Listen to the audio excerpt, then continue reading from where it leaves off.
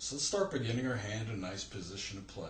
Now remember from our earlier discussions that your hand and fingers do not naturally form a straight line with your forearm, right? Your hand is naturally angled out a little bit. All right, so let's just make sure we keep that in mind. And let's get back to nice naturally curved fingers, right? Not stretched out, not all scrunched up. Just kind of free and natural and a place where you feel poised and ready to play. Right? Now from this nice natural starting point, let's go ahead and talk about how our fingers can move in a horizontal direction, starting with our thumb. So let's take our thumb slowly and gently and let's rotate it clockwise and return, and then counterclockwise and return. Now notice when we do this, the motion is not coming from this big knuckle here. It's actually coming from way back here at the wrist. So let's do that again and make sure we understand that. All right. Clockwise, return, counterclockwise, return. Great. So let's move on to the other four fingers. Start with our index finger. Now, when we do this, let's make sure we keep this in mind. We want to maintain that nice natural curvature of the fingers, and we want the motion to come mostly from the big knuckle here. So let's take our index finger and rotate it clockwise and return, and then let's go counterclockwise and return. Now, don't despair. I know this motion here feels darn near impossible, and guess what? It is pretty darn near impossible. There's nothing wrong with your fingers, but don't worry, we're going to talk about how to free this up in a few minutes. Let's continue. Let's do the middle finger. All right, rotate clockwise, return, counterclockwise, and return. Didn't get any easier, did it? But let's continue with the ring finger. Clockwise, return, counterclockwise, return. Still not getting any easier. And last but not least, let's go ahead and try the pinky. So pinky, clockwise, return, counterclockwise, return.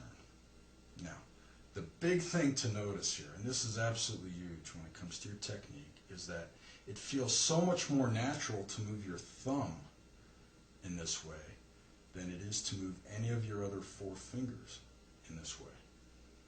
In fact, a much easier way to move your fingers horizontally is to fan them out, right, as if they were an extension of your hand. And so let's take a look at this. Let's take this to an extreme case. Just like we did before, let's pretend we're shooting lightning bolts out of the tips of our fingers. And hold that and just freeze, right? Now let's notice something that's hugely important. First thing you notice is a huge amount of tension just everywhere, right? And notice also that that tension doesn't stop in your fingers. It's in your hand, your wrist, and your forearm, right?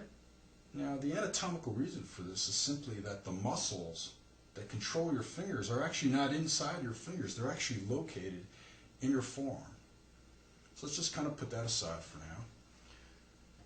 And let's back off from this extreme expansion a little bit and just notice how much freer and easier everything feels when we back off from this extreme case.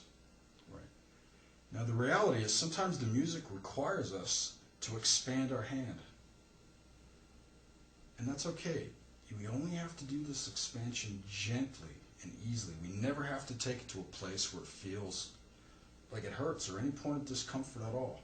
Always think easy and gentle.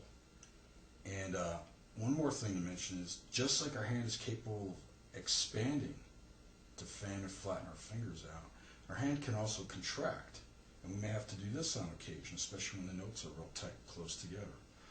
But just like the case when we expand, this contraction needs only be very gentle and easy. It never needs to be forced.